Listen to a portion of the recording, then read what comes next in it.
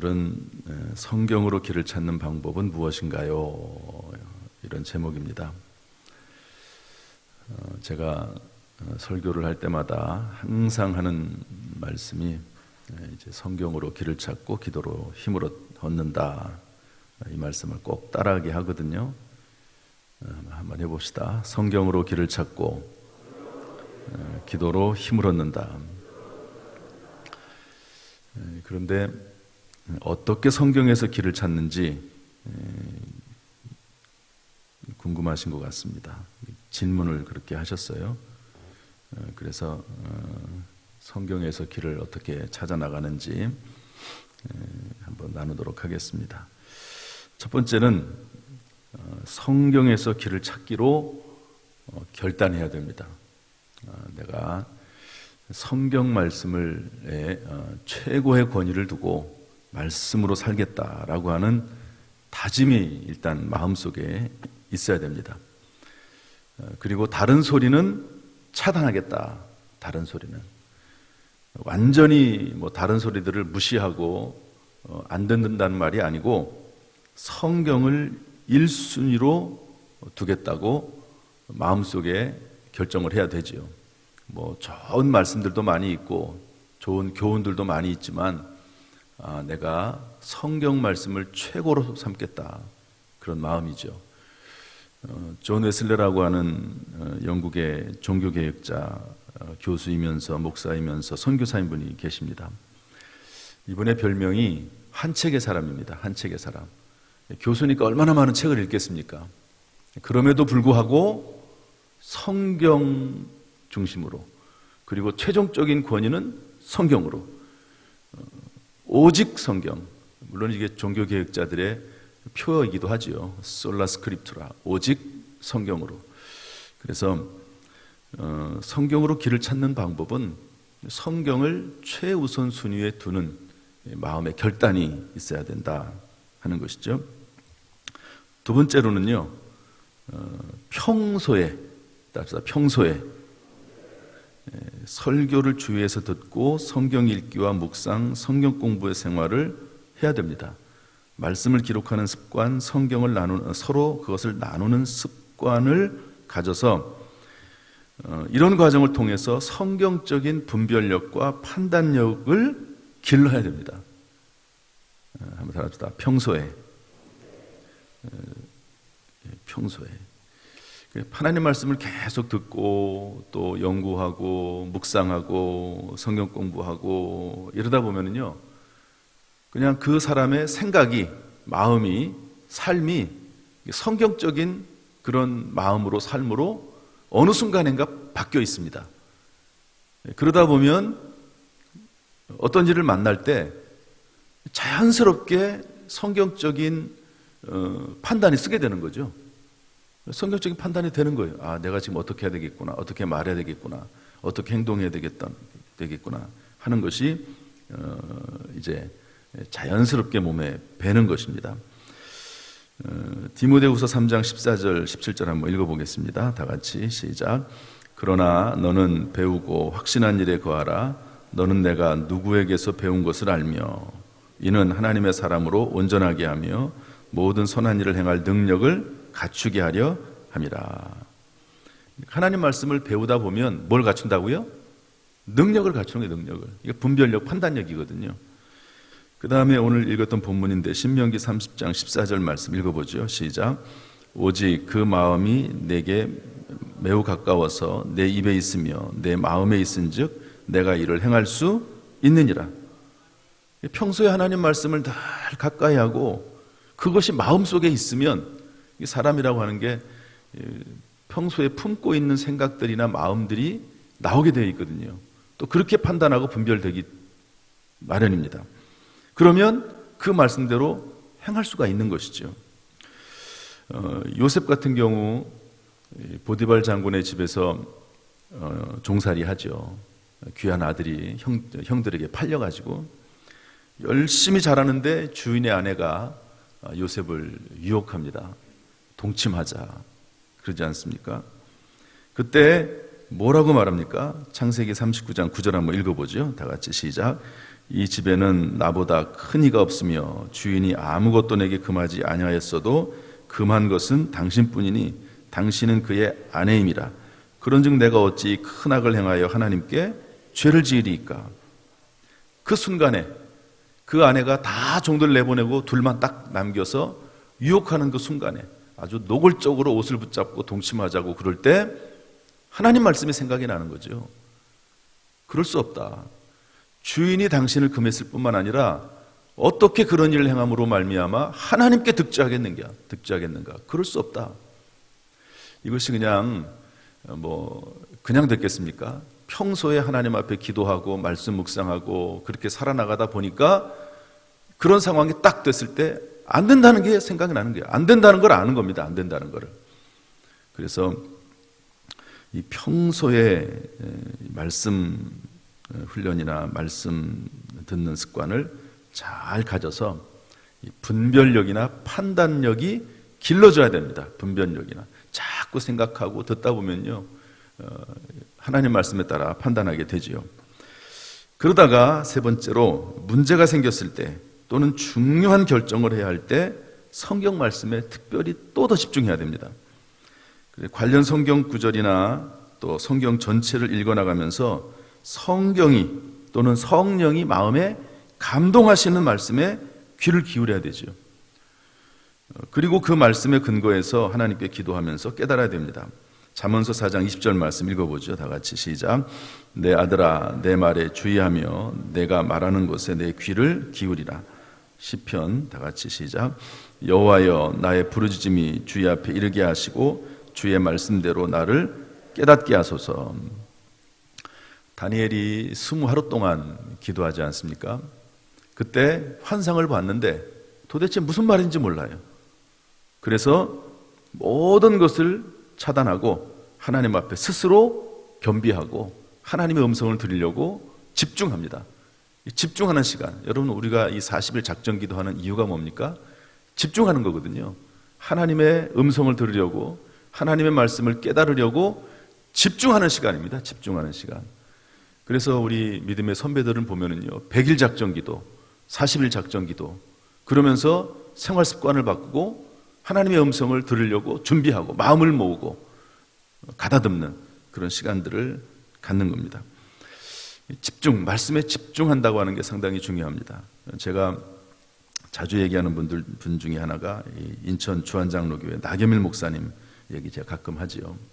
40대 초반에 암에 걸려가지고 사형 선고받지 않습니까? 천국 갈 확신이 있으니까 별 걱정하지는 않습니다.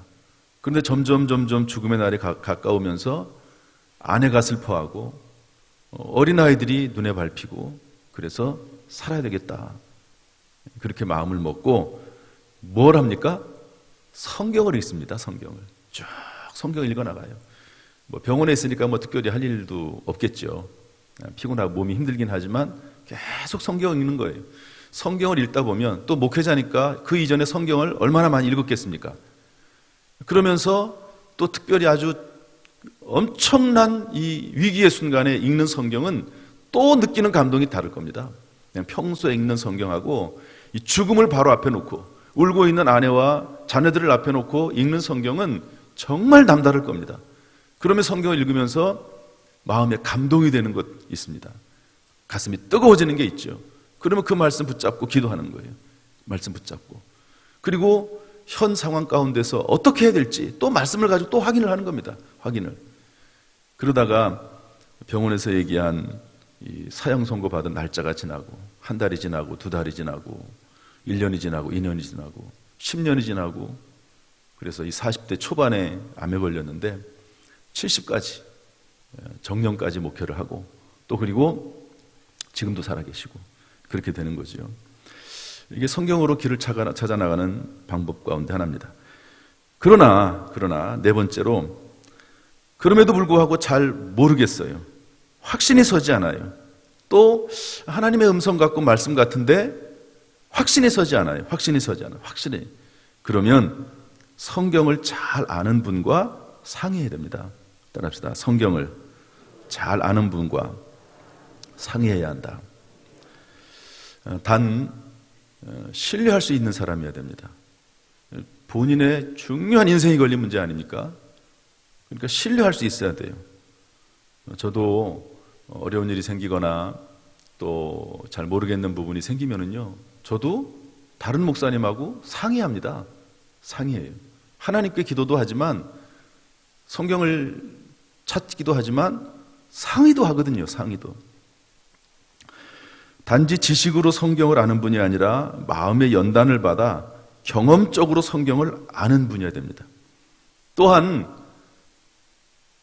그분을 자신이죠. 자신을 진심으로 사랑하고 기도해 주는 분이어야 됩니다.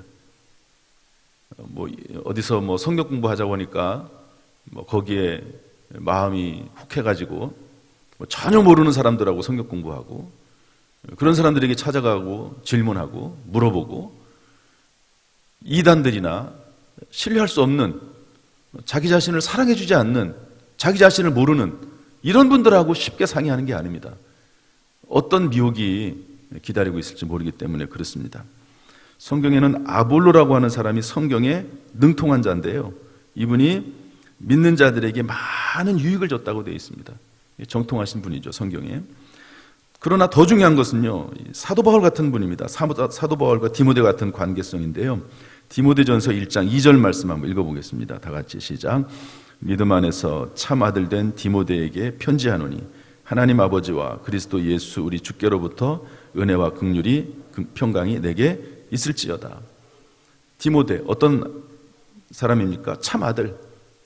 본인이 직접 몸으로 낳았진 않지만, 친아들은 아니지만 영적으로 낳은 참 아들, 이런 영적인 부자 관계가 있는 것이지요. 디모데와 사도 바울 같은 경우에 이런 분들하고 상의하는 거죠. 어려울 때마다, 중요한 결정을 할 때마다. 목회의 길로 들어서는 분들이 있습니다. 사모가 됐든 또는 이제 목사나 전도사가 됐든, 그러면 제가 꼭 해주는 말이 있습니다. 어려운 일을 만났을 때 상의할 수 있는 멘토를 만들어라. 멘토라고 하는 게 있습니다. 상의해야 하는 멘토. 꼭 상의할 수 있는 멘토를 만들어라. 혼자 판단하려고 하지 말아라. 이미 목회의 길을 걸어와서 수십 년 동안 온갖 풍파를 겪고 고난을 당하면서 어려움을 겪고 그 문제를 해결해 온 목회 선배들이 있다. 그분하고 상의해라. 상의해라. 그렇게 제가 꼭 얘기하거든요. 상당히 중요한 부분입니다. 그리고 여섯 번째로, 찾은 그 말씀을 계속 붙잡고 사용해야 합니다. 예수님께서 이제 40일 동안 금식하시고 나서 사탄이 시험하죠.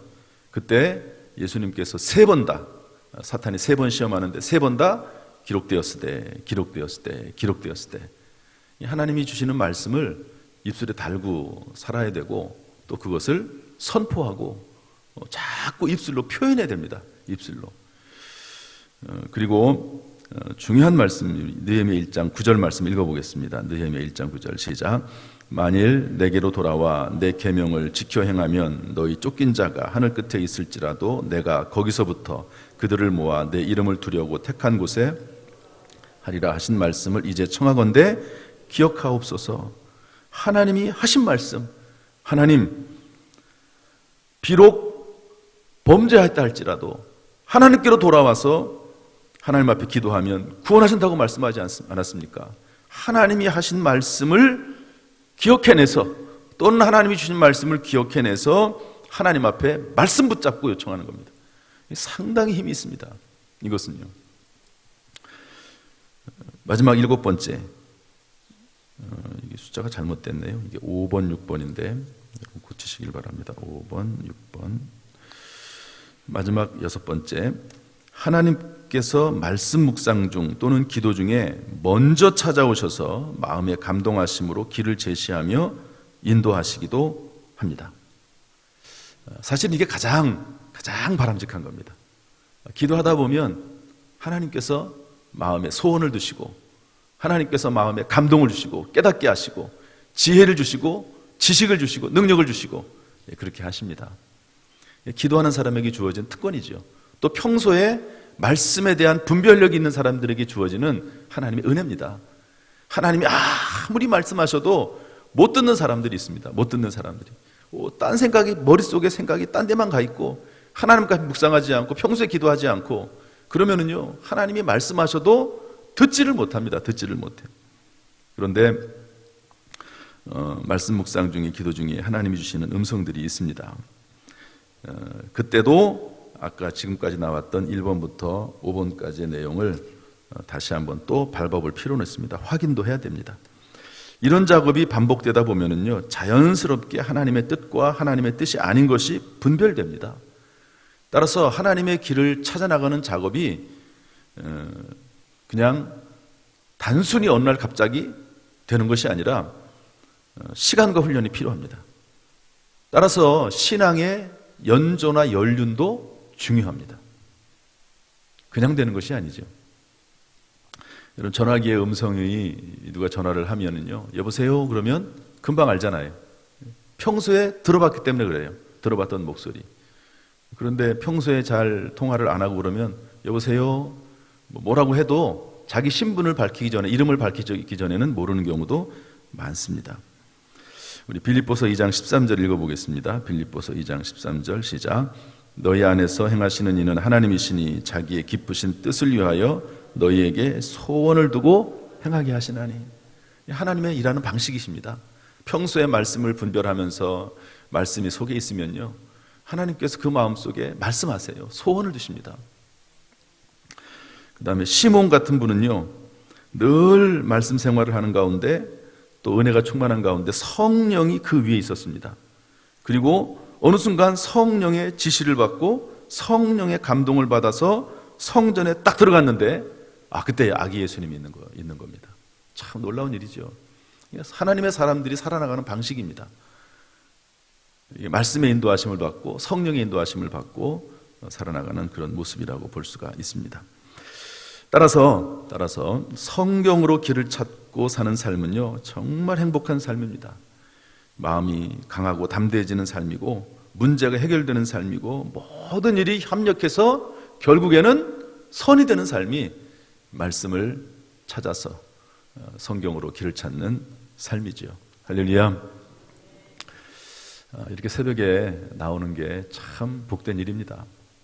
지난 가을부터 40일, 50일 이렇게 하는데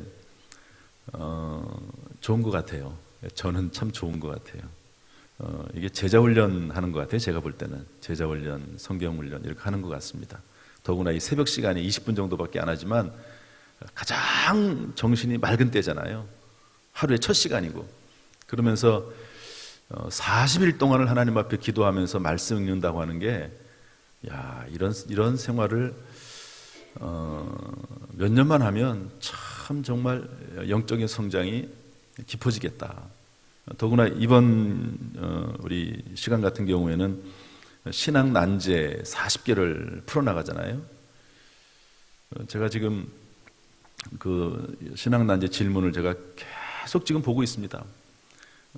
그것도 언제 해야 될지 하나님이 감동하시는 때 지금 제가 하려고 하는 거거든요. 이것이 완벽하지는 않겠지만 지금 하나하나 하는 내용들이 전부 기도하는 가운데 또 그 내용들 쭉 읽어나가는 가운데 언제 해야 되겠다 하는 생각을 가지고 전부 진행을 하고 있습니다. 이번 기회에 우리의 믿음이 더 굳어지고 또 하나님 앞에 영광이 되는 복된 기간 될 수 있기를 주님의 이름으로 축복합니다. 그래서 이 성경으로 길을 찾아 사는 가운데 반드시 잘 되고 크게 잘 되는 역사가 우리 모든 성도들에게 임하기를 주 예수 그리스도의 이름으로 축원합니다. 할렐루야. 기도하겠습니다.